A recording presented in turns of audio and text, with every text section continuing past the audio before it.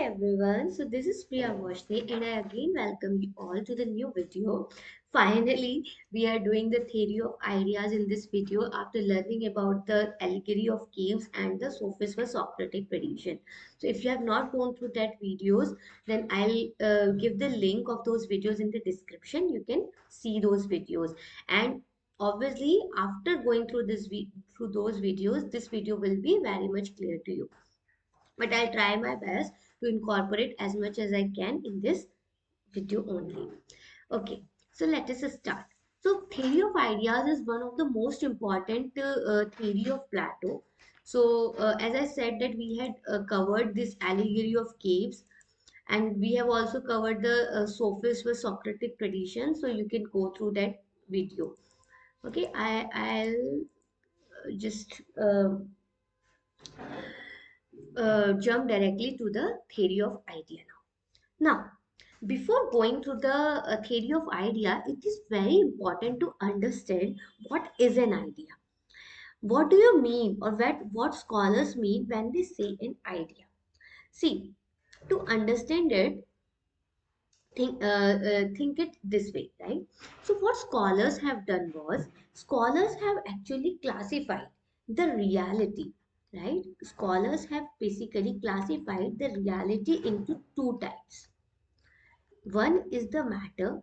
So we all already know that the persons who actually consider matter as the reality are materialistic, and the other type of people are idea, who actually consider idea as a reality. So we call them as idealists, right? We all know that matter is physical, right? We all know that matter is physical, which means that they can be understood through the use of sensory organs like eyes, right? For example, a pen, right? We can touch it, we can use it, right? But idea is not physical, right? Idea cannot be understood through our sensory organs. Then how it can be understood? They can be understood only through reasons, right? I hope these things are clear because we have already covered a lot in previous videos, right? Okay, so matter is physical, they can be observed through sensory organs, but ideas cannot be uh, touched, right? They cannot be feel sorry, they cannot be touched through the sensory organ, they cannot be observed through the sensory organs. Then what is required to observe an idea, to understand an idea? To understand an idea, a person need reasons. For example, one of them is honesty, right? So to which, what kind of world matter belongs to? Matter belongs to the world of change, to the world of change. Why? Because we all know that these things actually uh, decay, right, with time. While according to these idealists, idea belong to the world of permanence.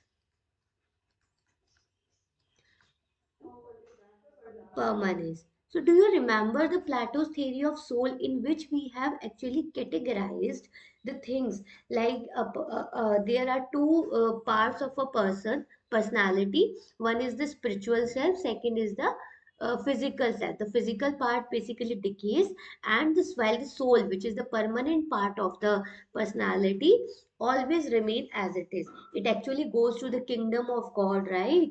After the body decays, etc. So all that we have covered in the theory of souls. Okay, so so is it clear that it actually belongs to the world of change and it actually belongs to the world of permanence? Now, so idea is basically the perfect. It actually gives the perfect manifestation because it belongs to the world of God, while matter belongs to the world, to this world. Therefore, see what actually they are trying to convey is, we all know that idealists always try to convey that idea is real, right? And they belongs in a, you can say, world of God. right? They actually consider the kingdom of God or world of God as the world of perfection, right? So according to them, this is what? This is the world of imperfection,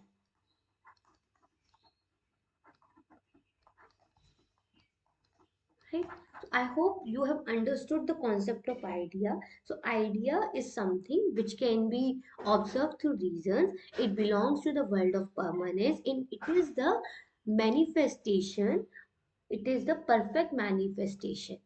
Why? Because it belongs to the world of God, which can also be called as the world of perfection. Is it clear? So I hope the concept of idea is clear to you. Okay, now comes why Plato gave the theory of ideas.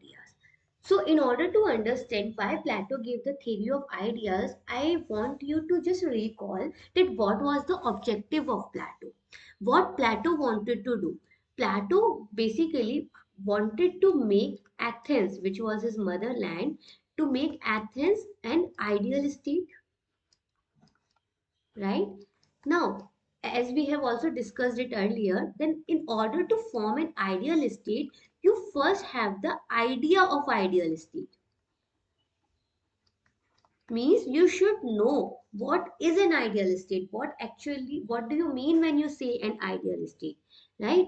Therefore, since you need to understand the idea of an ideal state, and since idea cannot be seen, we have just discussed it, because it cannot be observed through the sensory organs, it cannot be seen, so it needs to be understood through the reasons only, right? Therefore, who can understand this? Only a person who has reasons, a person in whom reason dominates. Just remember, we have actually learned about, in the theory of souls, there are three kinds of souls. There are three kinds of people: man of gold, man of copper, man of silver. So the persons in whom reason dominates were the man of gold, right? So a person who has reasons can only understand the idea because it cannot be seen. So a person who has reasons is basically nothing but the philosopher, in terms of in the language of Plato, philosopher. So again, through the theory of idea also, he is actually trying to prove his concept of the philosopher king, right?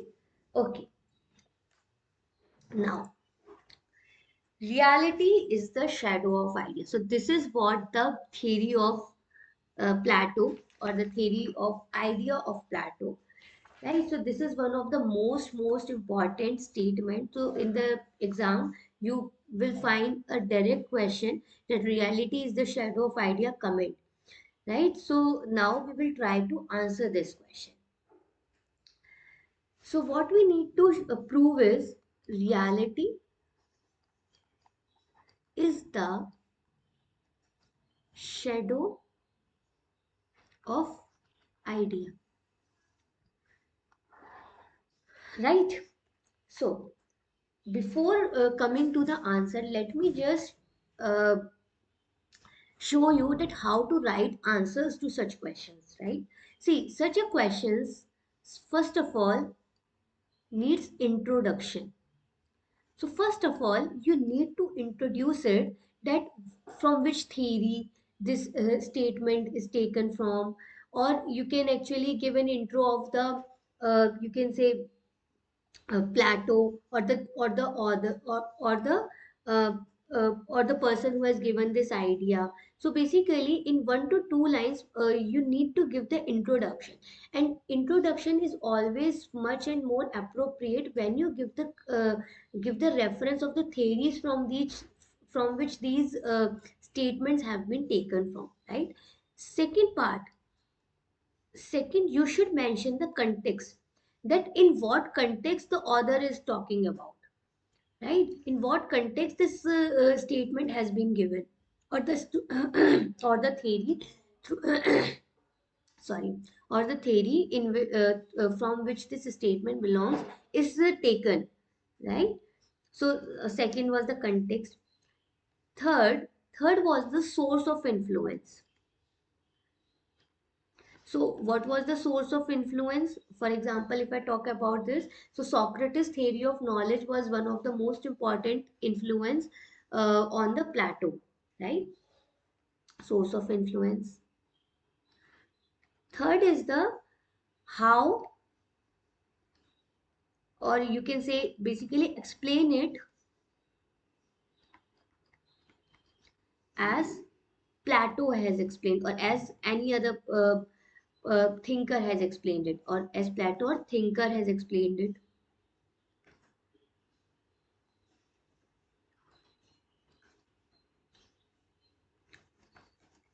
right?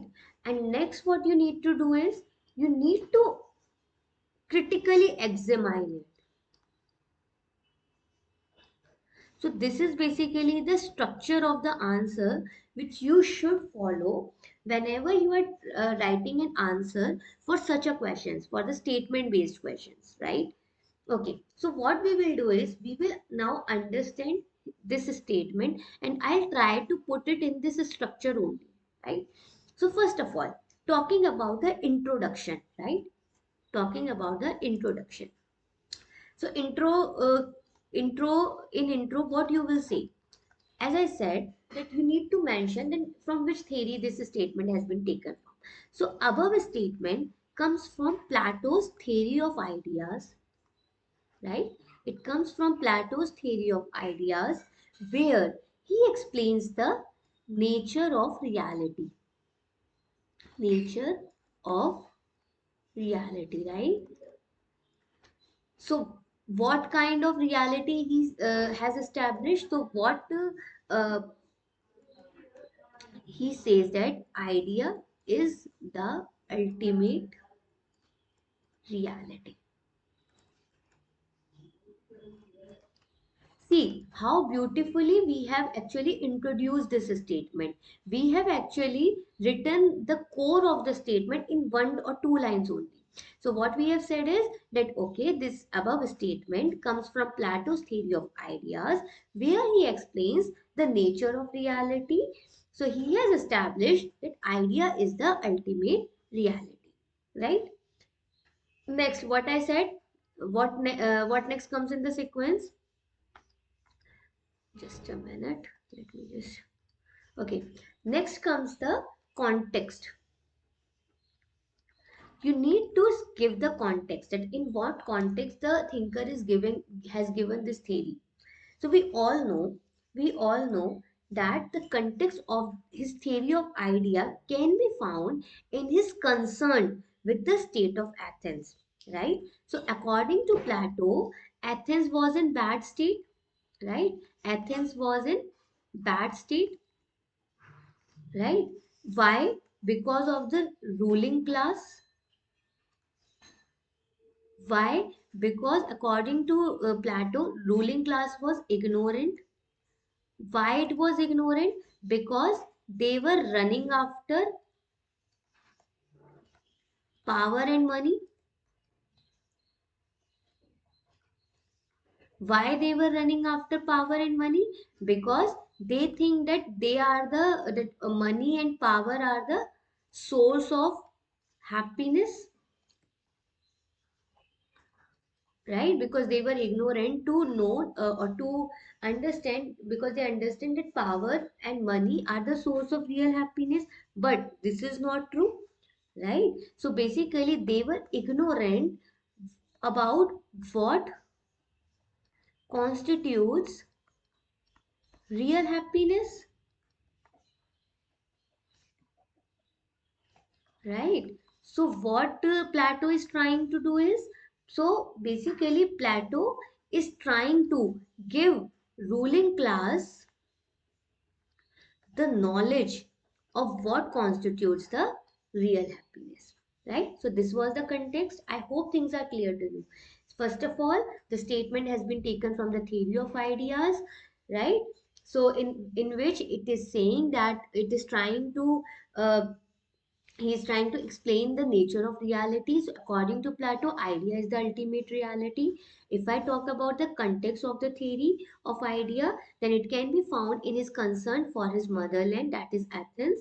So according to him, Athens was in bad state. Why? Because the ruling class uh, was ignorant, because they were running after power and money, because they think money is the only source of happiness, right? Money and power are the only source of happiness. So basically they don't know what constitute the real happiness. So what Plato is trying to do is, Plato is trying to make them understand that this is not the real happiness, while the real happiness lies in something else. Is it clear? Okay. Next, you should also mention the influence. So, according to so his theory of idea, so his theory of idea is basically based on Socrates' theory of knowledge. So, it is very important to give these references, right? So, you should also mention it that it has been based on this. So now, since you have given that, okay, this theory is influenced by the Socrates theory of knowledge, you should also explain in one or two lines this theory of knowledge. So what Socrates has actually established in his theory of knowledge was that the real knowledge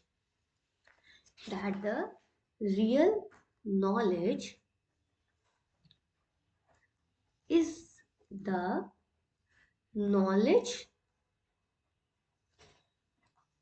of idea, right? So real knowledge is basically conceptual, hence it cannot be challenged, right? This is what Socrates said, and this is and on this statement and on this theory, based on this theory, Plato is giving his own theory of idea. Now you need to explain how Plato has applied this theory to form his theory of idea. Okay.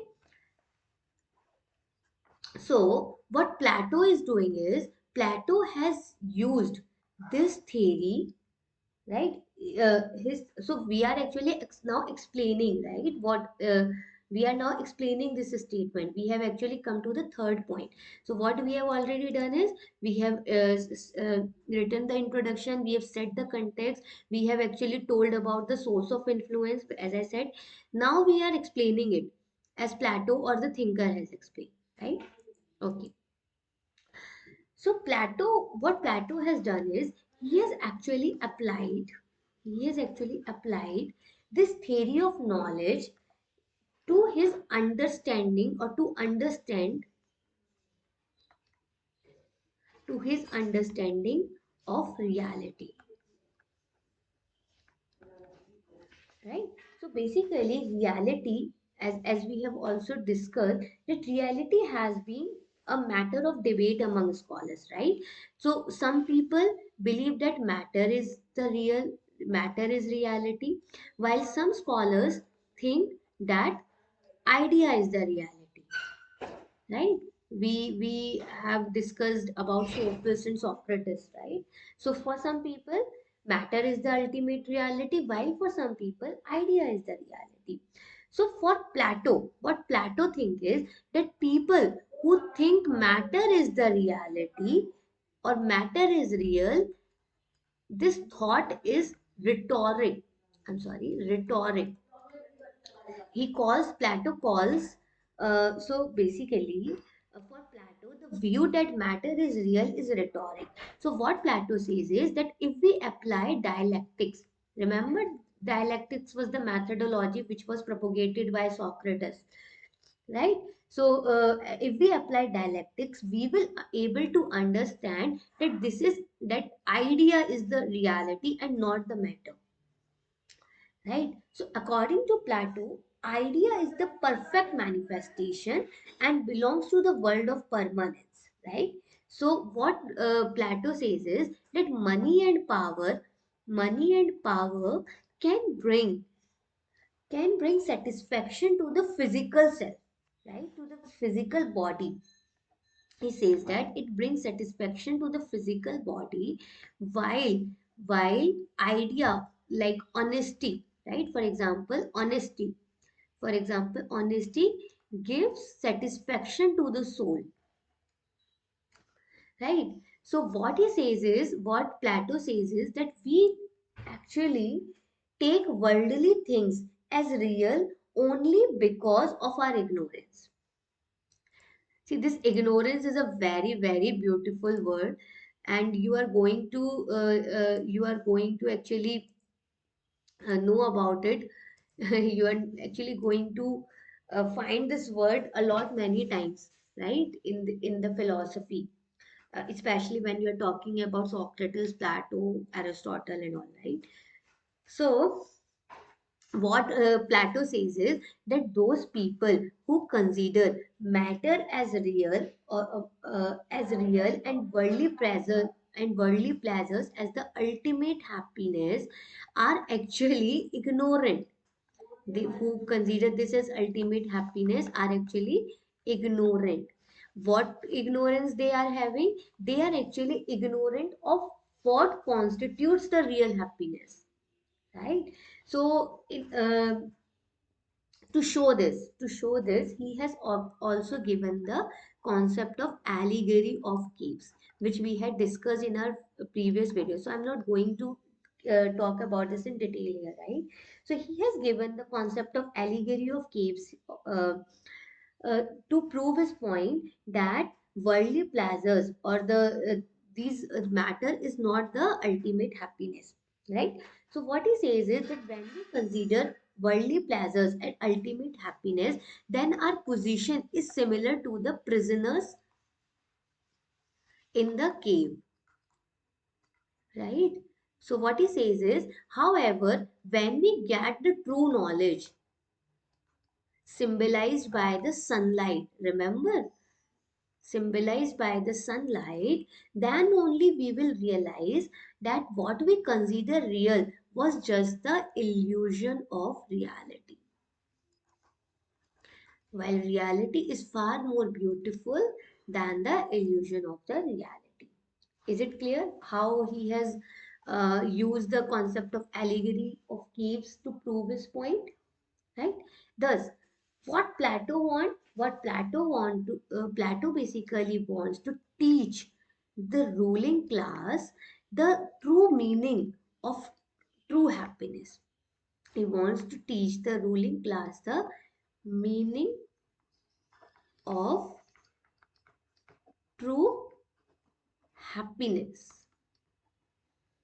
So what he says is that real happiness constitute in serving the citizens rather than fulfilling our self-interest. So when we were discussing about the situation of Athens, then what was the actual problem was that since ruling class was ignorant, ruling class was indulged in corruption, they were actually filling their pockets with the money and other worldly things, right? So what he says is, he actually wants to teach, his main objective was what, to teach the ruling class that the meaning of true happiness. So what Plato is saying is that, listen to me, true happiness does not lie in money, in fulfilling our self interest, right? It does not lie in fulfilling our self interest, while actually lies it actually lies in serving the citizens,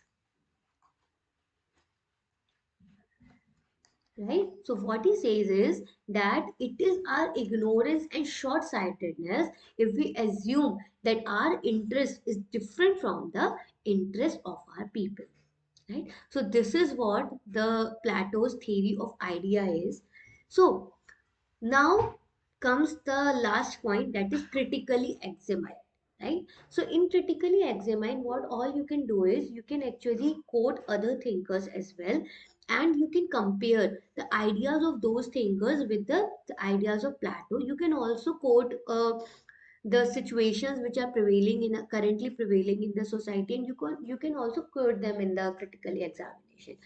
So, coming to the last part, that is critically examine the statement. ठीक है. So, I would like to quote a thinker, a famous scholar, Indian scholar, Kautilya, here. See, we all know that Kautilya, in his famous book Arthashastra, mentions that the happiness of the subjects lies, sorry, in the happiness of the subjects lies the happiness of the king. In the happiness of the subjects lies the happiness of the king. And what Plato have just said is that the real happiness lies in serving the citizens and not fulfilling our own interest. Right? Also, Jawaharlal Nehru, a former Prime Minister, Jawaharlal Nehru, has also said that who will survive if India dies? Who will survive if India dies? So, what he meant by it was that if the people in India are not happy, if the people of India are not happy, then how India can survive? How the concept of India can survive? That's what he wanted to convey. So, the message which we are getting through all these statements is that if ruling class will continue to serve their interests at the interest of the people, then they will ultimately harm their own self in the long term, right? So we can also now establish the link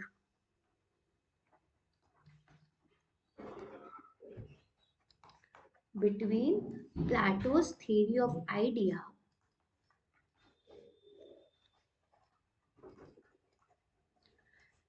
and his theory of the justification of the institution of philosopher king. I hope things are clear to you that why philosopher king? Because he is the person of reasons, and because he is the person of reasons, he actually understands what real happiness all about.